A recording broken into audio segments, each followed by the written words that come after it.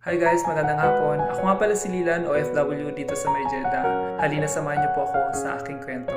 Maraming salamat. Hi guys, at dahil nga 6 PM na or time is up na, so kailangan na natin magmadali para makalis na. This is the happiest time na hinantay ng mga OFW, lalo na yung pag-time out na. As usual, before leaving, kailangan patay mo na lahat ng mga ilaw. Siya nga pala, most of the time ako yung una at huling umaalis dito sa opisina. Ito nga pala yung opisina ng aming mga kasamang babae rito, so kailangan ko din patayin yung ilaw bago ko umalis. Kapag OFW ka, hindi lang talaga naka-specify yung job description mo, lahat gagawin mo, diba? May papakita nga pala ko sa inyo guys, ito. Yan po pala yung pinuproduce namin yan. Siguro sa mga taga Saudi alam po kung ano yan. So this is the moment kailangan mag-check out para may sweldo. Kasi dito sa amin kapag walang check out, may probability na walang sahod. Sayang din kaya kapag nabawasan ka ng isang araw, diba? Pero dito sa opisina namin wala naman nangyaring ganun. Yung binawasan ka ng isang araw dahil lang sa oras. Ayun guys, pababa na ako.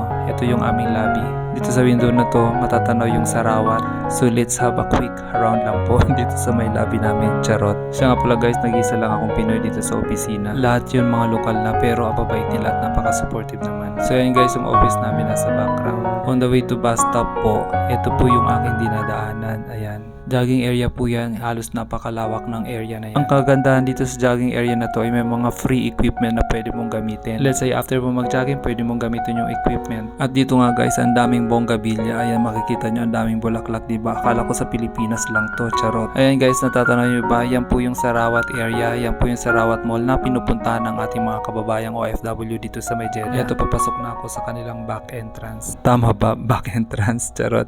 Ito yung pinakan-exit nila. Ayan guys, may chat time din dito. Aside from Balad, ito yung mall na pinupuntahan ng mga kababayan nating OFW dito sa May Jeddah. And while walking, papakita ko sa inyo yung aking aquarium dito. Charot lang guys, yan po yung aking mga inaalagang hito rito. So pag malaki na sila, handa na silang iulam. Charot. Diba ang ganda ang lalaki ng mga isda na yan, tagal na yan. So yun guys, yan po yung Sarawat Supermarket dito. Halos lahat po mabibili na dyan, kompleto na po yan. Sometimes may mga sales din po dyan. At ito pala guys, yung globe doon sa Mall of Asia, dinala mo na rito, charot. Paano kaya kung biglang nahulog yung globe na yan? Magkakaroon yata dito ng tidal wave, charot. So ito na yung labasan guys, so ang dami dito ng jewelry shop. Kung naghanap kayo ng gold, so pwede kayo makabili rito ng mura. Pero mas preferred pa talaga na bumili doon sa may Balad City ng mga gold. Mas mura pa rin sa Balad kumpara rito. While walking, may nakakita pala sa akin. Ayun o, napapansin pala siya. Di ko napansin kanina. Sayang na interview sana natin. Charot.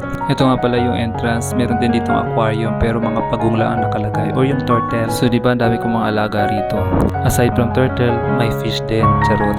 So ito pala guys yung entrance dito sa may mall. Paglabas mo nga pala rito sa mall, ang dami nakabang. Sila yung mga taxi driver or yung mga tao naghanap ng pasahero. Kaso nga lang may kamahalan, so I preferred na lang na mag-Samco bus. Ayan, let's take a view po ng Sarawat Mall. Malapit nga pala ito dito sa may Lee Meridian Hotel. Ayan po yung hotel. So if you're planning po to come here in Sarawat, tanungin nyo lang po sa taxi kung alam niya yung Lee Meridian Hotel. Ayan po yung pinaka-landmark dito. Ayan guys, ito yung daanan ko papuntang bus stop. So ito guys yung bus stop. So dito ako naghahantay ng bus para lang makasakay pa uwi papuntang bahay. So ayun na yung bus. At ito yung loob ng bus. So medyo nag-standing ovation na naman tayo kasi rush hour na. Medyo madami na naman nakasakay. So yung iba nakatayo na din. Yan po yung quick view outside while traveling po pauwi sa aking bahay. Ganito talaga rito kapag rush hours na between 5 to 7 PM. Madami din silang pasahero kaya most often naka-standing ovation talaga. Pero okay na din mag-standing ovation kaysa magantay pa ng matagal sa bus stop. 10 to 15 minutes lang naman ang travel ko papuntang bahay. Ayan guys, hanggang dito na lang ang aking kwento. Sana huwag niyo pong kaligtaan mag-follow. Maraming salamat and God bless.